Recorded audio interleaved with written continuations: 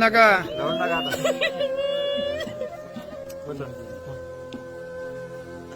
हसायचं असते आता, रडायचं नसते. आता पास झाला, तुमचे कष्ट तुम्ही त्याच्यासाठी पर्यंत मी नोकऱ्या करीत आलो, गुकाडीत आलो, लोकांचे धंदे करीत आलो, लोकांची खडी भरली, पोट भरले. मी आता बी धंदा तेच करतोय. मला आज सुट्टी मंगळवारची. माझ्या कष्टानं मी पास केला, फी भरली 11 वर्षे, 11 वर्षात पास झाला.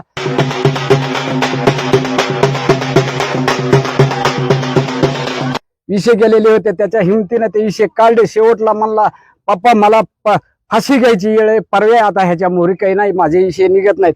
वाघा म्हणला आपल्याशी भारतीबा पाठीमाग आहे, आणि शेवटला गाववाले पाठीमाग आहेत, माझे भाऊ पाठीमाग आहेत, बंधू पाठीमाग. सरपंच म्हणले आम्हाला हे सत्कार करायचा आहे.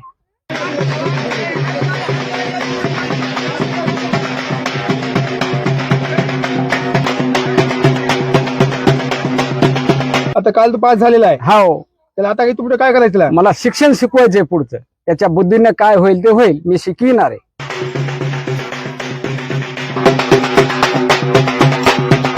तुमचं किती झालं शिक्षण? माझं काहीच नाही शिक्षण. किती दिवसानंतर पास झाला? हे 11व्या वर्षी पास झालाय. 5 वर्षाच्या नंतर मी फी भरीतच राहिलो. मी कोण्या गोष्टीला कमी राहिलो नाही. माझ्या पोटाला मी माझ्या मालकीनीनं भाकर खाल्ली नाही, शिळी भाकर खाल्ली.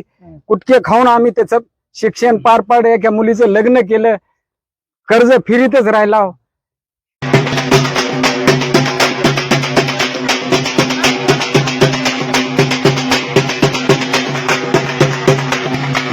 गावकऱ्यांचे होते, त्याचा सत्कार करायला येतं, त्याची मिरवणूक काढण्यात येतं. हो ना, कसं मग वाटतंय? मला चांगला आनंद वाटतोय. त्याचा सत्कार काढला की जणू काय गोपीनाथरावचा सत्कार काढला असा माझा आनंद झाला.